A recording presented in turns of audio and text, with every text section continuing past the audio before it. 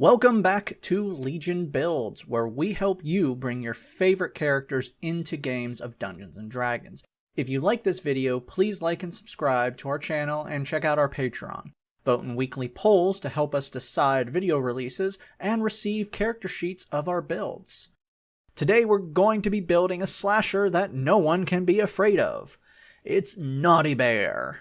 Naughty Bear is a video game where you are a teddy bear, or as they call themselves, Teds, who has been pushed too far. That's right, you're a serial killer teddy bear who decides it's time to end those who crossed you. You hunt, stalk, and kill other teddy bears with a variety of weapons and methods. Let's drop right into it and start the slaughter. I mean defluffication. For stats, we're going to be using standard point array, and we will be multi-classing, so be mindful of that if you roll for stats. We need to focus on 3 stats, so make strength 14, dex 13, charisma 15. Now in the game, teddy bears are living creatures living on a tropical island paradise. They are stuffed with fluff, but eat and sleep like normal creatures. I have decided against making this a reborn, as they are not constructs, they do eat and sleep, and against smaller races because, well, we don't know how big Naughty Bear is. The world is either built for them or they are normal size. We don't know. So we're going to be going with custom lineage because why not? You're a living teddy bear who kills other teddy bears. Roll with it. Put +2 into strength and take the Piercer feat. This adds +1 into either strength or dex, go with dex. It also allows you to reroll 1 damage dice with a piercing weapon, and when you strike a critical hit with a piercing weapon, you get to add an extra dice of damage. For your skill, choose Intimidation. For background, choose Criminal. This gives you Deception and Stealth. To start things off, we're going with Barbarian, as you are a very, very, very, very angry creature. For skills, take Perception and Athletics. Level 1 Barbarians get Rage and Unarmored Defense. Rage is a bonus action, which gives you advantage on strength checks and saving throws, bonus damage when using strength-based weapons, and, oh yeah, you have resistance to piercing, bludgeoning, and slashing damage, so yeah, you're good. You cannot use spells, but that's okay, as we will not be using spells with this build. You have a number of rages per day you can use. Unarmored Defense adds your con to AC when you're not wearing any armor. Time for Sneaky. We're going over to Rogue. For your extra skill, go ahead and take whatever you want. We have the 4 skills we need, so I don't really care what skills you choose. Level 1 Rogues get Expertise and Sneak Attack. Expertise doubles your proficiency bonus with 2 skills. Put this into Stealth and Intimidation. Sneak Attack is bonus damage you can deal once per turn if you meet the requirements. The requirements are pretty simple. They are, you have advantage on the attack, or the enemy is within 5 feet of an ally, and the weapon must be finesse or ranged. A finesse weapon is a weapon that can use either strength or dex on the attack roll and damage. What does this mean? Rage and Sneak Attack can be combined together. Not many people think about that. Right now, your Sneak Attack is 1d6.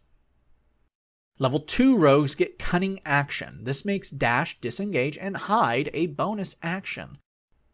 Level 2 Barbarians get Danger Sense and Reckless. Danger Sense gives you advantage on dex saves as long as you can see what you're saving against. And Reckless gives you advantage on your first attack roll a turn when using a strength-based weapon to attack, but it also gives your enemies advantages against you. If you play Naughty Bear, you will quickly get lost in the carnage, and before you know it, the bastards are ganging up on you.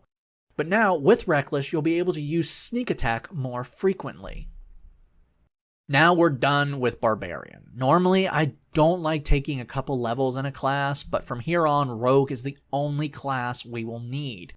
You really aren't that unkillable, and while you're angry, you're not all about rage.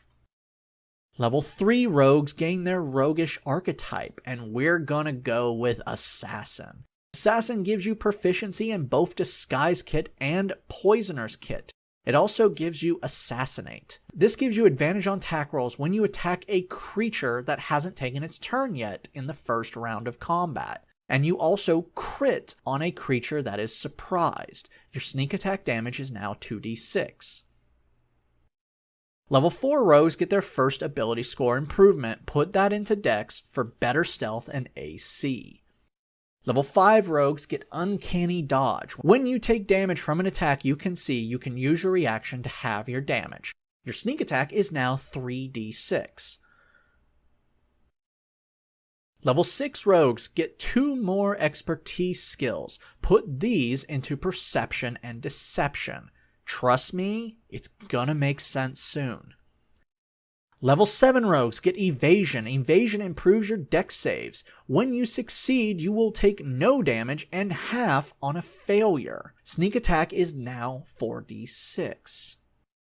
Level 8 rogues get another ability score improvement. Put this into Strength to boost attacks and damage.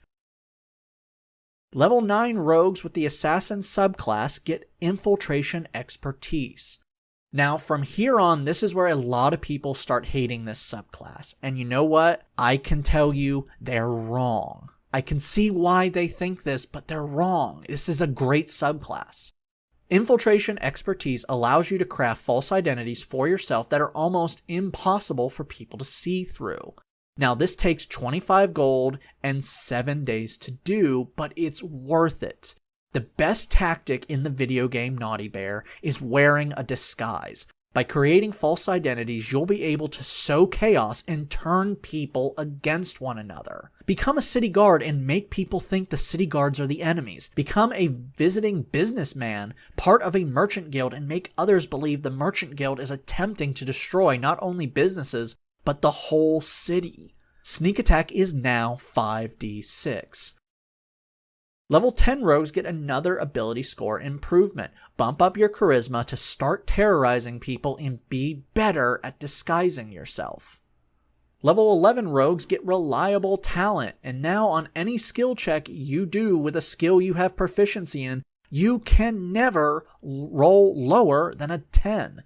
That means your deception is automatically going to be a 10. Sneak attack is now 6d6. Level 12 rogues get another ability score improvement. Bump up the strength. Level 13 rogues of the Assassin subclass get Imposter. You can now impersonate someone completely. You can now match their voice, writing, and behavior perfectly. You have advantage on deception checks, which, let me point out, you are doing with double proficiency and can never roll lower than a 10. Advice: don't use this on someone people have intimate knowledge of. If someone doesn't know the person you're impersonating, just knows of them, then you can get away with a lot more stuff, like murder. Impersonate someone, frame them, or ruin their name, forcing others to turn against them and do your job for you. Your sneak attack is now 7d6. Level 14 rogues get Blind Sense. As long as you can hear, you know the location of any hidden or invisible creature within 10 feet of you. No one will get the drop on you anymore.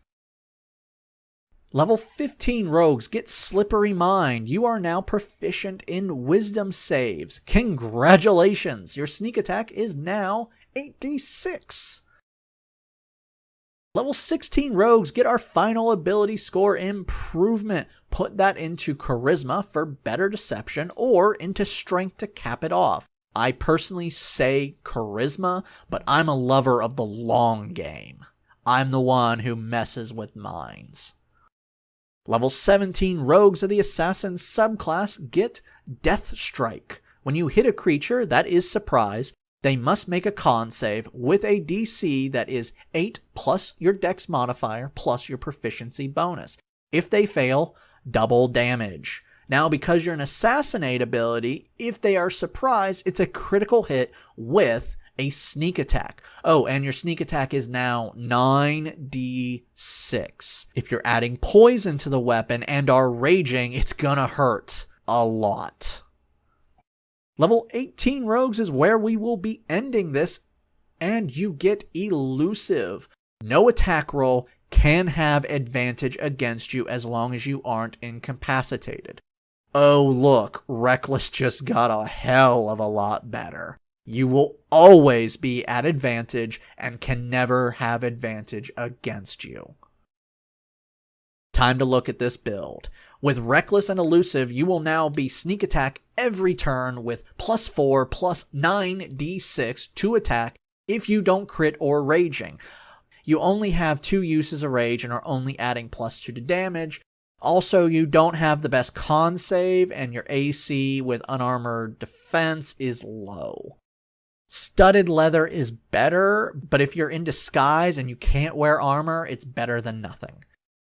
Your sneak attack could be better, and you can instead take 1 less level in Barbarian to get 10d6 and another ability score improvement, but you lose advantages on tax and dex saves. At that point, I would say go 100% rogue for the final ability. On the upside, you have more mobility, can't be surprised, and have superior skills. Finally, while I love the assassin infiltration and imposter ability, I can understand why not everyone wants to do that. I am a player that enjoys the long con and creating chaos and doubt amongst my enemies to ease my job, but that is just me. You might not like that.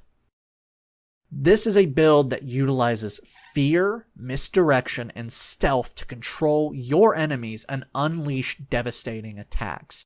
Unleash fear. Isolate your enemies from their allies, make them feel trapped with death right outside the door, and then bring the pain.